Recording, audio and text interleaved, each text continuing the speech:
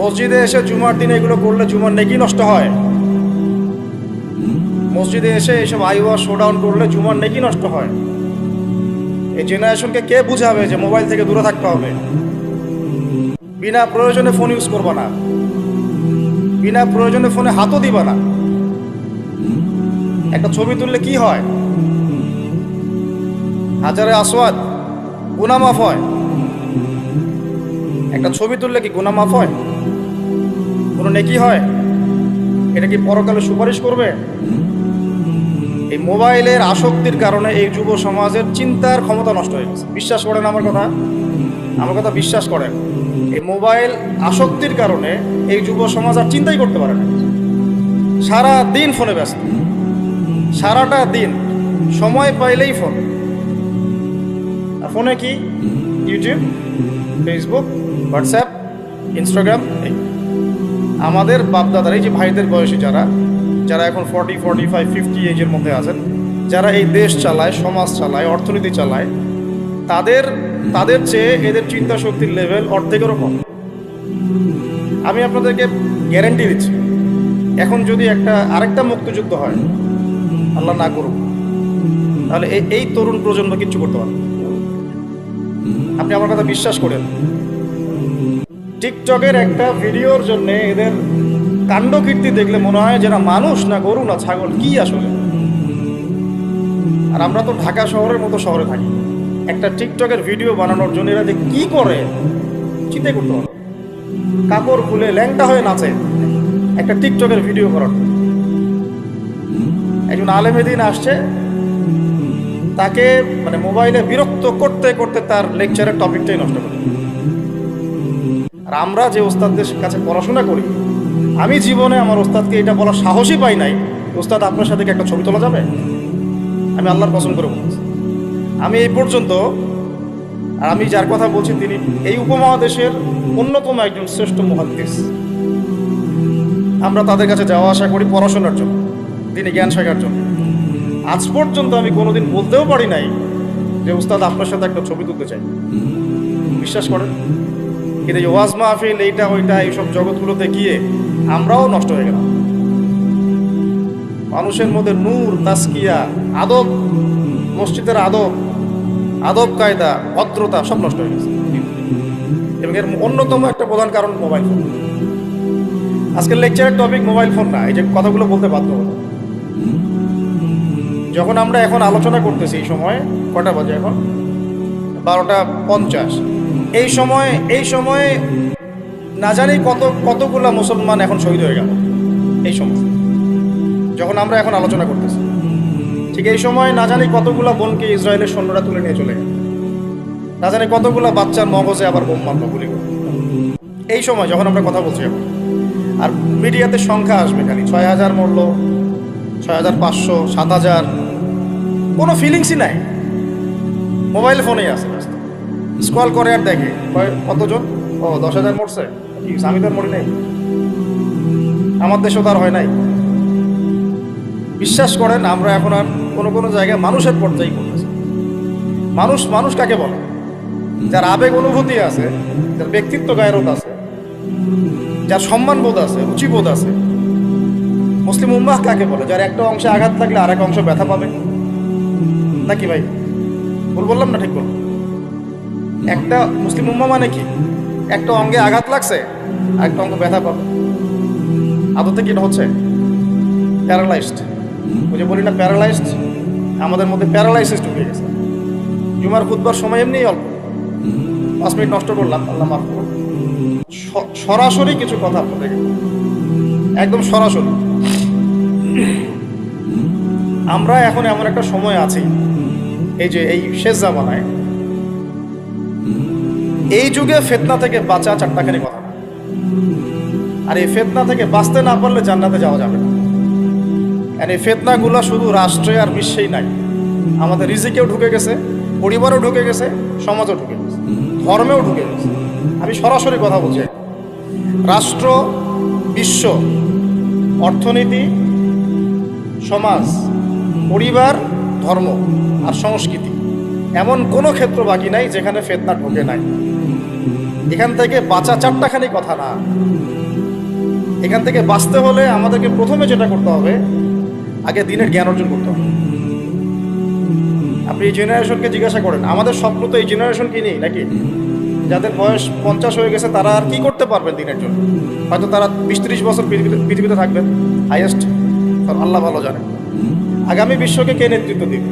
যাদের বয়স এখন 20 থেকে 40 অথবা 10 থেকে 30, এই তো এই জেনারেশনকে আপনি দেখেন তাদের কত পার্সেন্ট কোরআন তেলাওয়াত করতে জানে। আপনি এই যে আজকে যারা আসছে সবার কোরআন তেলাওয়াতের টেস্ট নেন, একজন আলেমের সামনে বসান, একজন একজন করে ডাকেন, দেখেন সূরা ফাতিহা পড়তে পারে বলে। এই মুসলিম উম্মাহ মার না খেলে কোন মুসলিম উম্মাহ মার খাবে আমাকে বুঝান। আমি তো বুঝি না, আমার জ্ঞান কম। এই মুসলিম উম্মাহ যদি মার না খায় কোন মুসলিম উম্মাহ মার খাবে? আজকে যারা আসছে এখানে বা এর পরেও আসবে জুমার দিনে, আপনি এদেরকে 5 ওয়াক্ত নামাজে পান। তাহলে যারা 5 ওয়াক্ত নামাজ পড়তেছে না, জুমার নামাজটাকেই দিন মনে করে, আর এই মুসলিম মার না খেলে কে মার খাবে? আমাকে বুঝান, আমি বুঝি না, কিছু বিষয় আমি বুঝি না। আবার যারা নামাজ পড়ে তাদের আখলাক, ব্যক্তিত্ব, আখলাক, চরিত্র, সুন্নতের জীবনযাপন, আমরা বলি না সুন্না মাফিক জীবনযাপন, রাসূলের সুন্না মাফিক জীবনযাপন, কতজনের মধ্যে চেহারা, আসরতে, পোশাকে, আশাকে, কথা বলতে সুন্নত আছে। তো যে জাতি তার নবীর সুন্নত ভুলে যায়, সে জাতি কিভাবে বিশ্ব শাসন করবে? আর কেন সে মায়ের খাবে না আমাকে বোঝা সম্ভব? তাহলে প্রথম নসিহতটা ভাই পড়াশোনা করতে হবে। আর পড়াশোনা শুরু হবে কোন কিতাব থেকে? তাড়াতাড়ি কোরআন পড়া শুরু করে, হাতে সময় কম, তাড়াতাড়ি শুরু করে। প্রত্যেকটা জেলায় জেলায়, গ্রামে গ্রামে, ইউনিয়নে প্রত্যেকটা জায়গায় মসজিদ, মাদ্রাসা, মক্তব প্রতিষ্ঠা করে। আছে, তাই তা না, অবশ্যই আছে, এটা আমাদের সৌভাগ্য। প্রত্যেক জেলায় মাদ্রাসা আছে, প্রত্যেক জেলায় মাদ্রাসা আছে, মহিলা মাদ্রাসা আছে, মক্তব আছে, আরও অনেক কিছু আছে, দারুল ইলমগুলো আছে। কিন্তু আমরা আমাদের সন্তানদেরকে পাঠাচ্ছি কি না? আমরা আমাদের বাচ্চা কাচ্চাদেরকে পাঠাচ্ছি কি না? আমাদের যুবকরা সেখানে আসে কি না? আপনারা তো ফ্যান্টাসিতে অনলাইনে দিন শিখতে চান। 3টা মাস কোনো আলেমের কাছে বসে কি ক্লাস করেছেন? কখন একটা কিতাব কি পড়েছেন? অনলাইনে একটা ভিডিও দেখে কি শিখবেন? অনলাইনে দিন শিখতে গেলে আপনি এটাই শিখবেন, অমুক যা বললো তমুকের বিরুদ্ধে, আর তমুক যা বললো অমুকের বিরুদ্ধে। অনলাইনে এটাই শিখবেন আপনি। আর এটার পিছনে এক শ্রেণীর ইউটিউবার, ফেসবুকারও দায়ী। শুধু সে ব্যক্তি দায়ী তা না, এরাও, মিডিয়াও দায়ী আছে। অমুক যা বললো তমুকের বিরুদ্ধে, আর তমুক যা বললো অমুকের বিরুদ্ধে। মানুষ মজা পায়, ওর কন্টেন্টের ভিউ বেশি হয়, কামাই বেশি। দিনের তো ক্ষতি হয়ে গেল। আম জনগণের মধ্যে ইসলাম সম্পর্কে বিরূপ ধারণা সৃষ্টি হল। আসল লক্ষ্যটা কি জানেন? ওই যেখানে আমাদের ভাইরা এখন মার খাচ্ছে না, ওই ফিলিস্তিন, ওই জেরুজালেম হচ্ছে আমাদের আসল লক্ষ্য। ওইটাই পৃথিবীর এমন একটা জায়গা যেখান থেকে সভ্যতা শুরু হয়েছে। পৃথিবী মক্কা থেকে শুরু হয় নাই, ওই ফিলিস্তিন থেকে পুরো বিশ্বে সভ্যতা শুরু হয়েছে। আজকে থেকে এটা 10,000 বছর আগের কথা। ওখান থেকেই শুরু হয়েছে, আর ওখানেই পৃথিবীর শেষ হবে। ওইখানেই যতক্ষণ পর্যন্ত ঈসা আলাইহিস সালাম না আসছেন এবং ইসলামী খেলাফত আবার কায়েম না করছেন, কিয়ামত হবে না। এই যে আসল জায়গাটা থেকে আমাদেরকে সরাই দেওয়া হয়েছে না? কয়জন ভাবে এটা নিয়ে? কয়জন জানে বা এটা নিয়ে? জানেই বা কয়জন? কিছু মানুষ আছে সারা জীবন হাত বাঁধা নিয়ে আপনাকে ব্যস্ত করে রাখবে। বাঁধবেন কোথায়? এখানে বাঁধবেন, এখানে বাঁধবেন, এইভাবে বাঁধবেন, এইভাবে বাঁধবেন, এইভাবে 5টা-6টা জায়গা নিয়ে ক্যাচাল করতে করতে করতে হায়াতই শেষ হয়ে যাবে। মনে করেন এক ভাইয়ের হাত নাই, এইভাবে দাঁড়া দাঁড়া নামাজ পড়তেছে, নামাজ হবে না? হবে না? আমার হাত আছে, আমার এখানে একটা ফোড়া উঠছে, মনে করেন সত্যি সত্যি উঠছে, এটা মিথ্যা বলছি না। তা আমি এভাবে নামাজ পড়বো, হবে কি না? হবে না? হাত বাঁধেই নাই সে, হবে না? হবে না? আর যখন বোম পরে জান থাকবে না, তখন হাত বেঁধে কি করবে? যখন উম্মার মধ্যে মারামারি, কাটাকাটি, বিভক্তি, আর কাফেররা এসে উম্মার সাথে যুদ্ধ করা শুরু করবে, তখন কি হাত বাঁধে নিয়ে ব্যস্ত হয়ে থাকবে? এই ব্যস্ত আছেন বলেই তো হাতে অস্ত্র ধরতে পারছি না। এক ভাই খুব সুন্দর কথা বলছে যে ইসরায়েলের উচিত যে বাংলাদেশ থেকে এরকম কিছু শায়েক এবং মানুষকে হায়ার করা এবং এদেরকে ফিলিস্তিনে ছড়িয়ে দেওয়া, তাহলে জীবনেও ফিলিস্তিনিরা আর অস্ত্র হাতে নিতে পারবে। ওরা এগুলো নিয়েই ব্যস্ত থাকবে।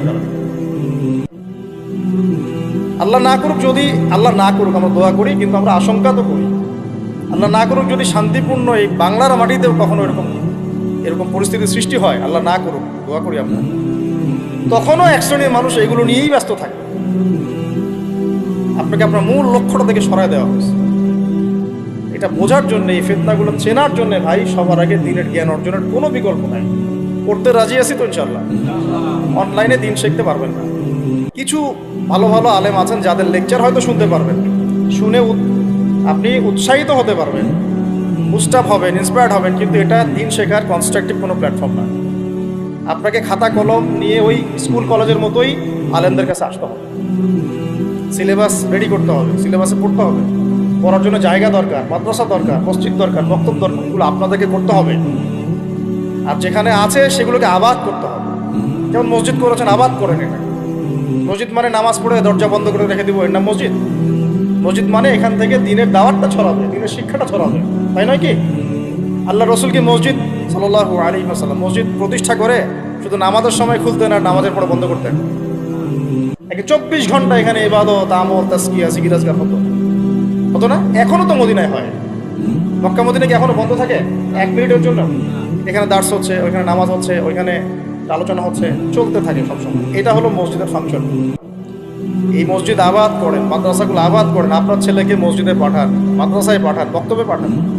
ইয়াং জেনারেশন স্পেশালি আপনারা সিলেবাস ভিত্তিক পড়াশোনা করেন। এই ফ্যান্টাসি দিয়ে কিচ্ছু হবে না, আবেগ দিয়ে, ফ্যান্টাসি দিয়ে কাজের কাজ কিছু হবে। খুব আবেগ লাগতেছে, খুব কষ্ট হচ্ছে আমার ফিলিস্তিনের জন্য, খুব কষ্ট হচ্ছে পুরো বিশ্বের প্রেক্ষাপটে মুসলিমদেরকে দেখে, কিন্তু আপনি তো ইসলাম সংশোধনের দিকে আসছেন, মাঝে মাঝে নামাজ পড়ছেন, কোনোরকম 5 ওয়াক্ত নামাজ পড়লেও সুন্নাহ মাফিক জীবনযাপন করছেন না,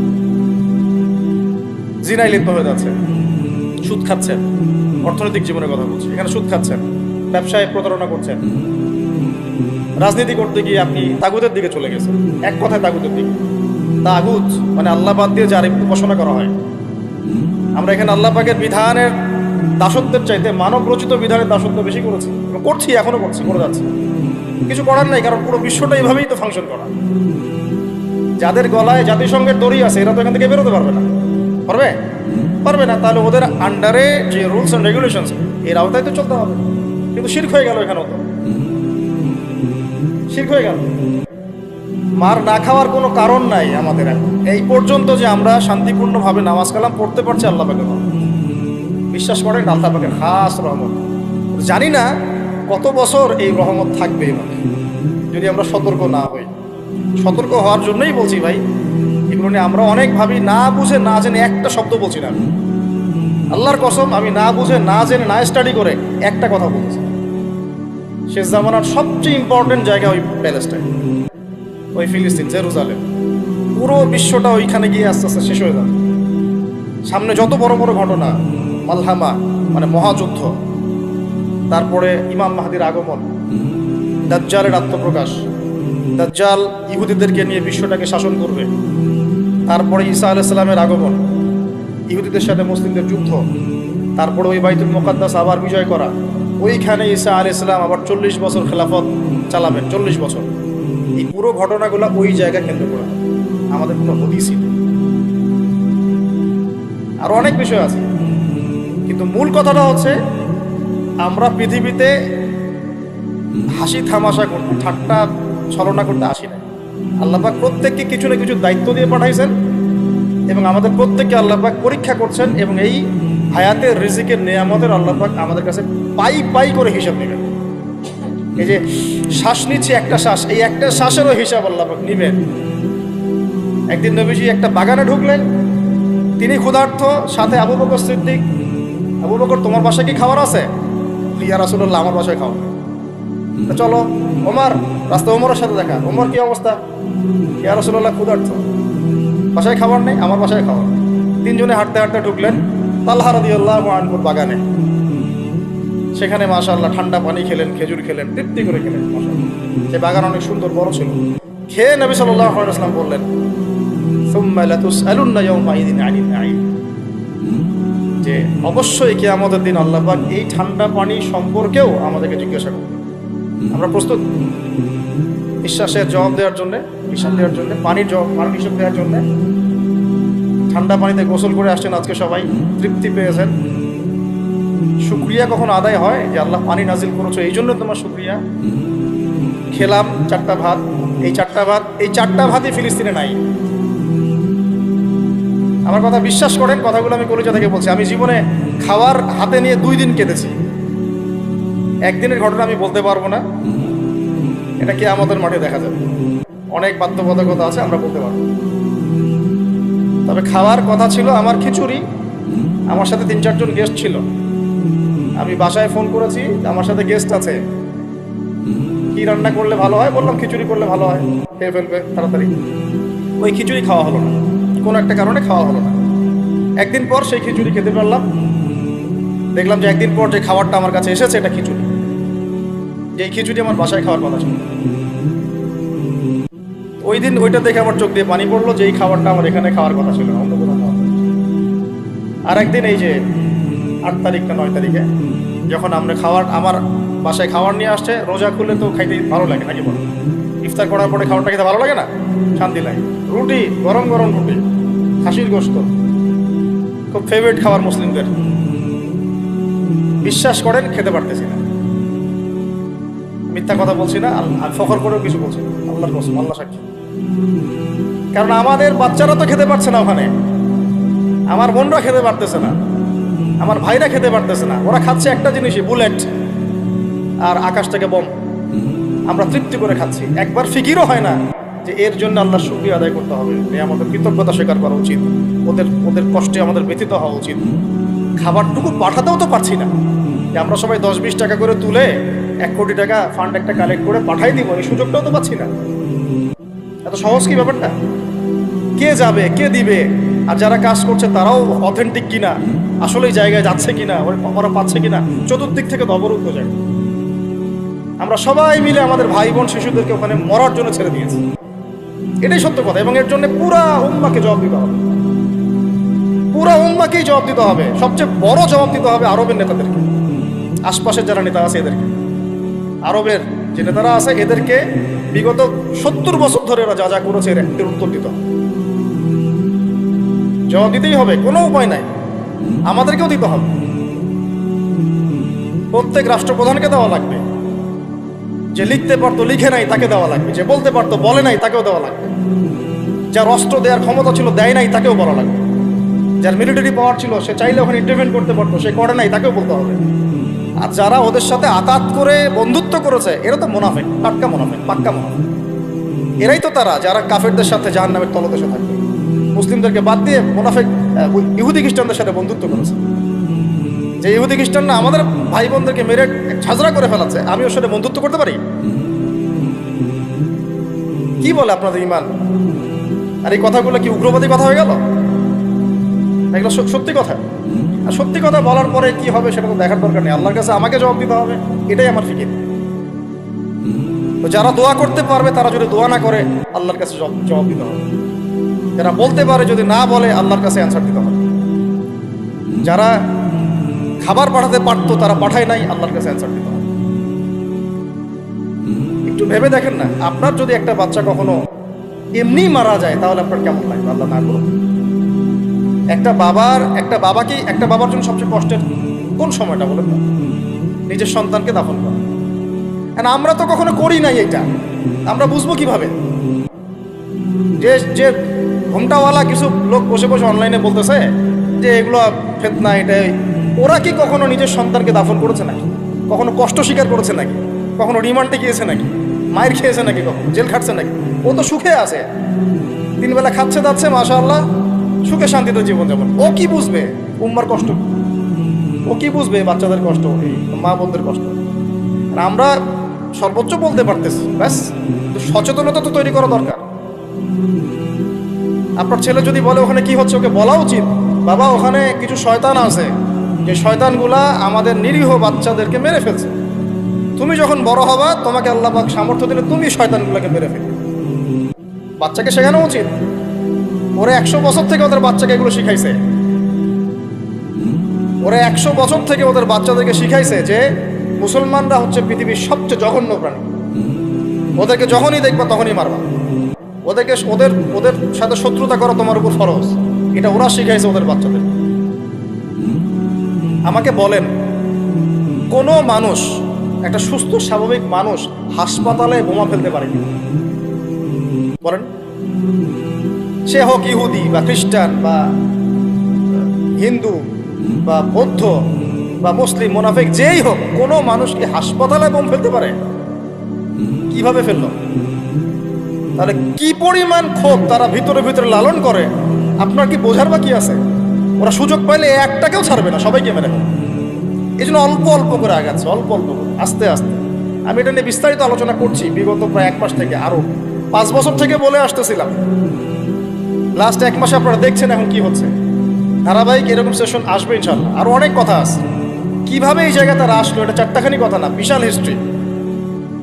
এমন অনেক সময় হয়েছে, এগুলো কিছুই না, এমন অনেক সময় হয়েছে 1 দফাতে 2.5 লক্ষ মানুষকে মেরেছে তারা ওই জায়গাতে, 1 দফাতে। 1940 সালের কথা বলছি, এক্স্যাক্টলি 1939 সালের জুলাইয়ের দিকের কথা, 1939 সালের দিকের কথা বলছি।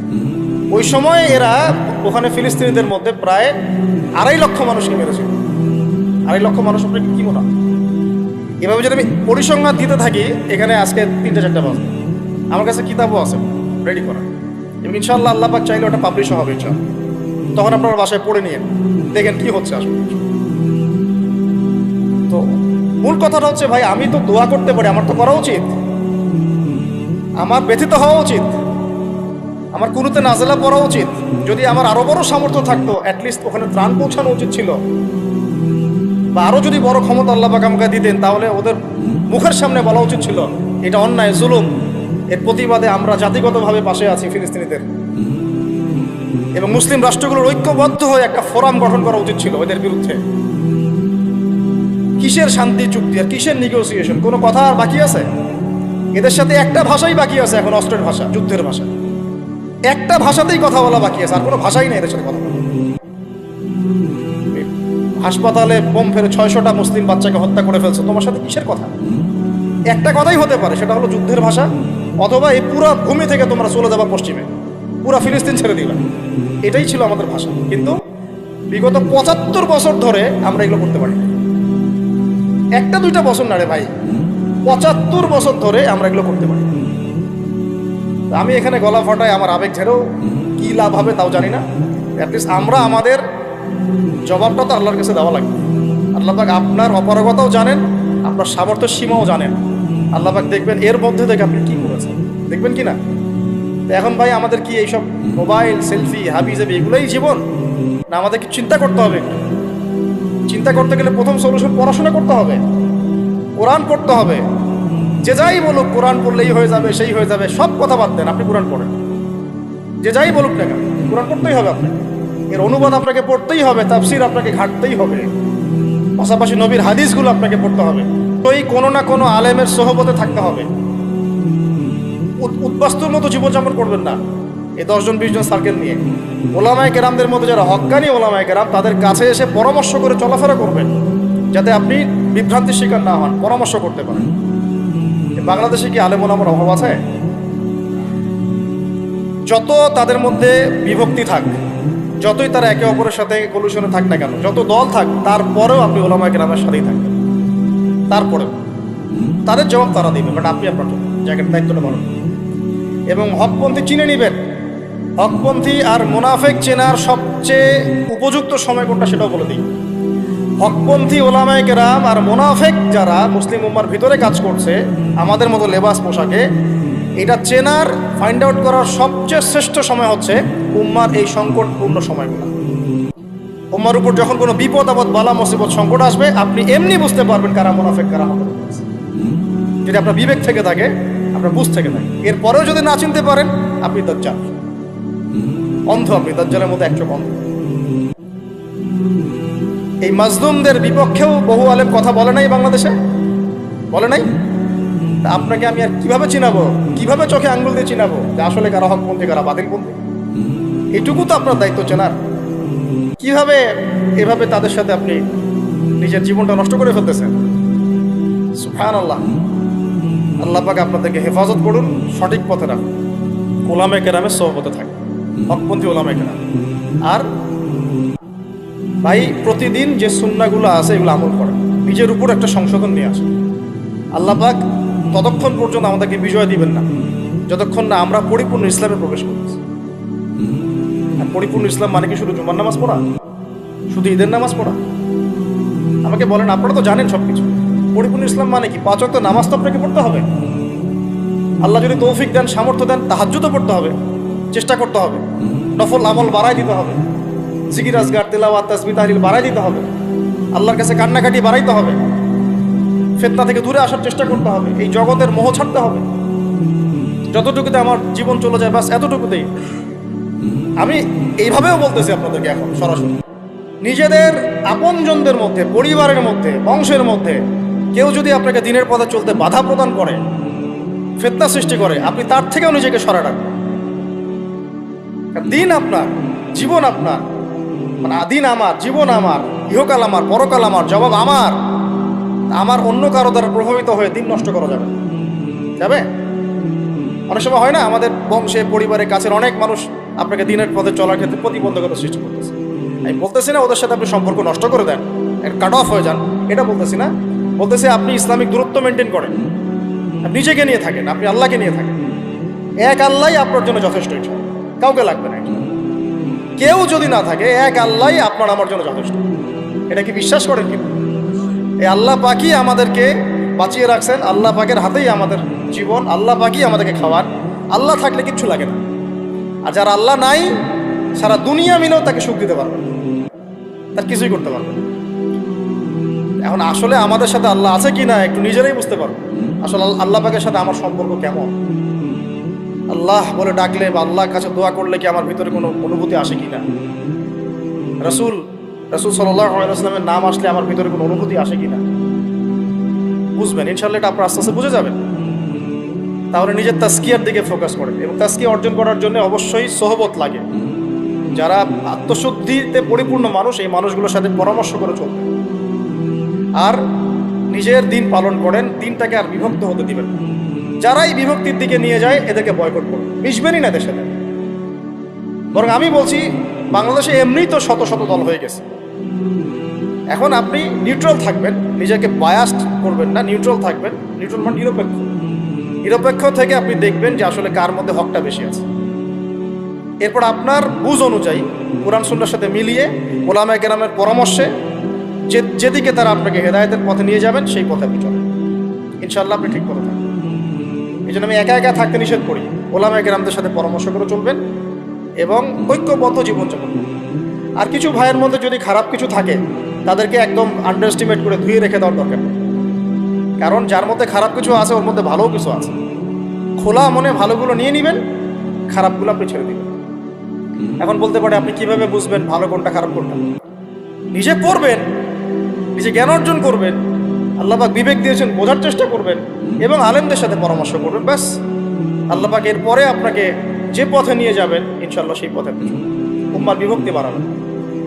এরপরে যখন অর্থনীতির মধ্যে ঢুকবেন, ব্যবসা বাণিজ্য, রিজিক, চাকরি বাকরি, যান চলে গেলেও হারাম খাবেন না। আল্লাহ পাক তৌফিক দান করে, আপনাকে তৌফিক দেখ, আমাকেও তৌফিক দান। কারণ আমরা সবাই হারাম খাচ্ছি, আমি নিজেও ফিল করি। হারাম না খেলে আমাদের দোয়া কবুল হইতো। দোয়া যে কবুল হচ্ছে না, বোঝেন? কাবা ঘরে দোয়া হচ্ছে বিগত প্রায় 40-50 বছর থেকে, আল্লাহ ফিলিস্তিনকে মুক্ত করে দাও, মুসলিম ভাইদেরকে সাহায্য করো, নুসরান নাজিল করো। আপনি দোয়ার কি বরকত দেখতে পারতেছেন? দোয়ার কি ইম্প্যাক্ট পড়তেছে? রিজিক হারাম, রিজিক অনেক সময় হারাম হয়ে যাচ্ছে আমাদের। এমনকি হজের মতো মৌসুমে, উমরার মতো মৌসুমে আমরা যে গোশতগুলো খাচ্ছি বাইরে, এগুলো যে কতটুকু আল্লাহর নামে জবাই করছে আল্লাহ ভালো জানে। ভাবতে হবে তো, এগুলো পারতেছি না। আমি সত্যি বলতেছি যে আমরা হালাল খাইতেও পারতেছি না মনে হয়। চেষ্টা করতে হবে 100% হালালের উপর থাকার জন্য। যদি আল্লাহর নামে জবাই না করা হয়, সেটা কি হালাল হবে? যদি আমার টাকার মধ্যে সুদ থাকে হালাল হবে? যদি আমার টাকার মধ্যে ঘুষ থাকে হালাল হালাল হবে? বাংলাদেশের লক্ষ লক্ষ মানুষ নামাজ পড়ে মসজিদে, ঘুষখোর। বাংলাদেশের লক্ষ লক্ষ না, কোটি কোটি মানুষ মসজিদে নামাজ পড়ে, মুসল্লি সুদখোর। অনেক মসজিদ কমিটি আছে সুদখোর। ভাই আমার কথা বলতে কোনো ভয়ে কাজ করে না, আর আমি কারো পরোয়া করি না, সত্য কথা বলতে, এক আল্লাহ ছাড়া। বাংলাদেশে লক্ষ লক্ষ মানুষ আছে মসজিদে নামাজ পড়ে সুদখোর, ঘুষখোর, দুর্নীতিবাজ, করাপ্টেড। আমরা আমাদের কথা বলছি, দাড়ি টুপিওয়ালা মানুষ, আমরা বহু দাড়ি টুপিওয়ালা মানুষ আছি, সমাজে চলাফেরা করি, আমাদের রিজিক ঠিক নেই, হারাম খাচ্ছি। দোয়া কবুল হবে? আল্লাহ পাক আমাদেরকে হারাম থেকে বাঁচান, হারাম থেকে বাঁচান। এরপর পরিবার যখন গঠন করতে যাবেন, ভুল করে পরিবারে অনইসলামিক কোনো মতাদর্শকে স্থান দিবেন। পরিবারে বউ বাচ্চা যেন পর্দা করে, খেয়াল রাখতে হবে। বিয়ে শাদী করার সময় খেয়াল রাখতে হবে কোন মেয়েটাকে বিয়ে করছে। একটা মেয়ের বাহ্যিক সৌন্দর্য সব কিছু না, 3 মাস 4 মাস খুব মজা লাগবে, তারপর দেখবেন যখন আসল লাইফে আমরা ঢুকে যাই তখন দেখবেন দায়িত্ববোধটাই সবচেয়ে বড় কথা হয়ে দাঁড়ায়। এই রওনাক চলে যাবে, দিনদারিতা না থাকলে এই রওনাক চলে যাবে। মেয়ে দিনদার কিনা এটা দেখবেন সবাই। দিনদার হলে যদি একটু গায়ের রং কালো হয়, বিয়ে করে ফেলেন, বিয়ে করে ফেলেন। বিয়ে তো কঠিন করে ফেলছে সমাজ, জেনা সহজ হয়ে গেছে। মোস্তফা কামাল আতাতুর্ক যখন ক্ষমতায় আসছিল না, আমি সংবিধান চেক করলাম আজকে পড়তে পড়তে এক জায়গায়, ওই সময়কার সংবিধান তুরস্কের। মোস্তফা কামাল আতাতুর্ক যখন 1918 সালের পরে ক্ষমতায় আসছে, ওকে তো ক্ষমতায় বসাইছে ব্রিটেন। এত জানেন হিস্ট্রিটা, আপনারা অনেকে জানেন যারা পড়াশোনা করেন। ও সংবিধানে লিখেছে যে একাধিক বিয়ে করা হারাম, আর অমুসলিম নারীকে বিয়ে করাও বৈধ। সব উল্টাই দিছে। আমাদের সমাজে এখন ওইরকম চিত্র দেখা যাচ্ছে যে আপনি 17 বছরে বিয়ে করতে পারবেন না, তো 17 বছরে আপনি জেনা করছেন, আল্লাহ মাফ করুক। বাংলাদেশে 17 বছর বয়সে জেনা করা ছেলে মেয়ের অভাব আছে? আদমশুমারির মতো এই কুমারিত্ব টেস্ট যদি করা হয় ছেলে মেয়েদের, তারপর দেখা যাবে। তো বিয়েটাকে সহজ করা উচিত। বিয়ের বয়স একটা ফিক্স করা হয়েছে, এর সাথে তো আমরা এখন যুদ্ধ করতে পারবো না, পারবেন? ছেড়ে দেন, আচ্ছা ফিক্স করছে বুঝলাম। এখন ওই বয়সটা হয়ে গেলেই আপনার সন্তানের বিয়ের ব্যবস্থা করে ফেলেন এবং এটাকে সহজ করে দেন, এত জটিল করেন না, সহজ করে দেন যাতে করে ওরা জিনা থেকে বেঁচে থাকতে পারে। ভাই বিশ্বাস করেন, বহু দাড়ি টুপিওয়ালা মানুষ, এলেমওয়ালা মানুষ এইসব মিম্বরে দাঁড়ায় হক কথা বলতে পারে না জেনার কারণে। জেনার কারণে এই যে আমরা চলাফেরা করতেছি না, চোখের জেনা তো হচ্ছে অ্যাভেলেবল। অনেক সময় মনেরও জেনা হয়ে যাচ্ছে, মনে খারাপ চিন্তা চলে আসতে পারে না, দেখবেন মনের নূরটা নষ্ট হয়ে যায়, তখন আপনার ইমানের ওই তেজটা কাজ করে না। ভালো করে খেয়াল করে দেখবেন, যখন মনের মধ্যে এই নূরটা নষ্ট হয়ে যায়, কিছু একটা নগ্ন মেয়েকে দেখে ফেলছেন বা একটা মেয়েকে দেখে আপনার অ্যাট্রাকশন তৈরি হয়ে গেছে, হতে পারে, হতে পারে, আমরা তো ফেরেশতা না, হতেই পারে, তখন দেখবেন মনের মধ্যে নূরটা নষ্ট হচ্ছে। ওই সময় আপনি কিন্তু এই ইমানের এই জজবাটা শো করতে পারেন। তখন নবী সাল্লাল্লাহু আলাইহি ওয়াসাল্লাম বলেছেন, তখন যদি বাসায় স্ত্রী থাকে তোমরা স্ত্রীর কাছে চলে যাবা, নিজের প্রয়োজন মিটাই নিবা, তাহলে এই শয়তানি মন থেকে চলে যাবে। এখন তো বিয়ে কঠিন, এটা মিটাবে কীভাবে? অনলাইনে ঢুকলেই দেখবেন আপনি নগ্নতা নগ্নতা নগ্নতা। এই ছেলে পেলে আমাদের সাথে যারা ঢাকায় থাকে এরা তো আরও জানে কী আছে, কী হয়। ছেলে ছেলে নাই আর মেয়ে মেয়ে নাই, মেয়ে আর মেয়ে নাই, ও নিজে ছেলে। একটা মেয়ের যে চরিত্র খারাপ এটা বোঝার জন্যে এতটুকু যথেষ্ট যে ও মোটর সাইকেলের পিছনে বসছে কিভাবে, এটা দেখবেন। একটা আপনার শালীন দিনদার স্ত্রীকে নিয়ে যদি আপনি মোটর সাইকেলে জানো, দেখবেন তার বসার ধরনটা কেমন, আর যাদের সাথে এই যে ফ্রি মিক্সিংয়ে প্রেম প্রীতির সম্পর্ক করে এদের বসার ধরনটা কেমন। বসাই আপনাকে বলে দেবে কত বড় বেয়াদব, কত বড় আদবহীন, বেহায়া একটা। আমার কথা ইশারা দিচ্ছি, সব তো বলা যাবে। তো এটাকে সহজ করবেন, এখানে দিনদারিতাকে প্রাধান্য দিবেন, ভুলেও দুনিয়াদারিকে প্রাধান্য দিয়েন না। ও বাপের কয় টাকা আছে, ওর বিয়ে করলে আমি পাবো কি, কত সুন্দর ঐশ্বরিয়া রায়ের মতো কিনা, এগুলো দেখার কথা। এগুলো থাকে না, আস্তে আস্তে চলে যায়, দিনদারিতা থেকে যায়। ইব্রাহিম আলাইহিস সালামের স্ত্রীদের কথা আজকে আমরা স্মরণ করি না? হাজেরা আলাইহিস সালাম তার ওই সবর, সাফা মারওয়ার সাই, তাওয়াক্কুল আল্লাহর কাছে এত পছন্দ হয়েছিল যে কিয়ামত পর্যন্ত যত মানুষ হজ করবে, সাই না করলে হজ হবে না। দেখেছেন, ওনার ওই হাঁটা দৌড়াদৌড়ি আল্লাহর কাছে এত পছন্দ হয়েছে। আপনি জামজাম কূপ ওখানে যে তাওয়াফ করছেন না, তাওয়াফ করে যে পানি খেয়ে আসলেন, সাফা মারওয়া সাই করলেন, এই সাই না করা পর্যন্ত আপনার হজই হচ্ছে, ওমরাই হচ্ছে না। একজন দিনদার মেয়ের দিনদারিতা আল্লাহর কাছে কিভাবে কবুল হয়ে থাকে? আমাদের মেয়েদেরকে বুঝান, বাসায় গিয়ে বোনদেরকে বুঝান, মাদেরকে বুঝান, স্ত্রীদেরকে বুঝান, তাদেরকেও একটা উদ্দেশ্যে আল্লাহ পাক সৃষ্টি করেছেন। কি উদ্দেশ্য? তারা যেন ইসমাইলের মতো প্রজন্ম জন্ম দিতে পারে। তাদেরকে সিরিয়াল দেখার জন্য পাঠানো হয় না, তাদেরকে রং তামাশা করার জন্য, স্নো পাউডার মেখে বাইরে ঘোরার জন্য পাঠানো হয় না। এবং এটাকে কন্ট্রোল তো আমাদেরকে করতে হবে। এই যে বললাম, কন্ট্রোল করতে গিয়ে যদি দেখেন পারতেছেন, আপনার দ্বারা হচ্ছে না, তখন কি? প্রয়োজনে ডিসকানেক্টেড হয়ে যাবে, প্রয়োজনে ডিসকানেক্টেড হয়ে যাবেন, তাও নিজের দিনকে ক্ষতিগ্রস্ত হতে দিবেন। কিছু করার নাই তো, চেষ্টার উপর চেষ্টা করে যাচ্ছেন আপনি 10 বছর, 15 বছর, 5 বছর, 7 বছর, কোনো রেজাল্ট পাচ্ছেন না। আপনি কি করবেন? দিন ছেড়ে দেবেন? আপনিও তাদের মতো হয়ে যাবেন? আপনাকে আপনার স্বতন্ত্র জায়গায় থাকতে হবে। আল্লাহ পাক তৌফিক দান। আর ইসলাম সংশোধনের মধ্যে সমাধান আসলে আলহামদুলিল্লাহ। এরপরে বাচ্চা কাচ্চা যেগুলো হবে, এগুলো পয়েন্ট মনে রাখবেন, পড়াশোনা থেকে নেই পর্যন্ত বাচ্চা কাচ্চা যেগুলো হবে, এক একটা বাচ্চাকে আগামী দিনের যোদ্ধা হিসেবে গড়ে তুলবে। কি যুদ্ধ করবে তারা? আগে আদর্শিক যুদ্ধ করবে, আদর্শিক যুদ্ধ করবে, যে আমরা ওইসব আদর্শে চলি না, আমাদের নিজস্ব আদর্শ আছে, এটা ইসলাম। আমাদের কিতাব আছে কোরআন, আমাদের সুন্নাহ আছে মুহাম্মদ সাল্লাল্লাহু আলাইহি ওয়াসাল্লামের সুন্নাহ। এরা বৈষয়িক শিক্ষাও শিক্ষিত হবে, ইসলামিক শিক্ষাও শিক্ষিত হবে ইনশাআল্লাহ। এরপরে এদের দ্বারা ইনশাআল্লাহ এমন জেনারেশন আমরা গড়ে তুলব, যে জেনারেশন আগামী দিনে ইসলামের পতাকা বহন করবে ইনশাআল্লাহ। আমরা যেটা পারি নাই, চেষ্টা চালাবো, আমাদের বাচ্চাদেরকে গড়ে তুলবো ইনশাআল্লাহ। পারা যাবে না? আল্লাহ পাক আমাদেরকে এই সব উদ্দেশ্যে দুনিয়াতে পাঠাইছে। এভাবে ইনশাআল্লাহ আমরা এলেম অর্জন, তাসকিয়া অর্জন, আমল বাড়িয়ে দেওয়া, হালাল খাওয়া, পরিবার গঠন করা, প্রজন্ম গঠন করা, এই কাজগুলো করতে করতে করতে আমরা আগাবো। এবং এখন যা চলছে এই ফিতনাগুলো থেকে আমরা নিজেদেরকে দূরে রাখার চেষ্টা করি। আর যেখানে যেখানে যেখানে মুসলিমদের এগেনস্টে এই কাফের, মুশরিক, জালেম, মুনাফিকরা পদক্ষেপ নেবে, আমরা আমাদের সাধ্য মতো এটাকে প্রতিহত করব। হয় জবান দিয়ে প্রতিহত করব, নাহলে লিখে প্রতিহত করব, নাহলে কোনো সাহায্য করে প্রতিহত করব, নাহলে অ্যাটলিস্ট দোয়া করে প্রতিহত করব। কিছুই নাই, কমপক্ষে কি করবেন? দোয়া করবেন। কিছু নাই, কমপক্ষে দোয়া করবেন। কিন্তু কোনো অবস্থাতেই আত্মসমর্পণ করবেন না এদের সামনে। ওদের সামনে কোনো অবস্থাতেই জালেমের সামনে হাঁটু কেড়ে দিবেন, মাথা উঁচু করে বাঁচবো ইনশাল্লাহ, মাথা উঁচু করে মরবো। আল্লাহ পাক আমাদের সবাইকে কথাগুলো বোঝার তৌফিক দান করুন। أقول قولي هذا أستغفر الله لي ولكم ولسائر المسلمين. بارك الله لنا ولكم بالآيات الحكيم إنه تعالى جواد كريم بر رؤوف رحيم. سنة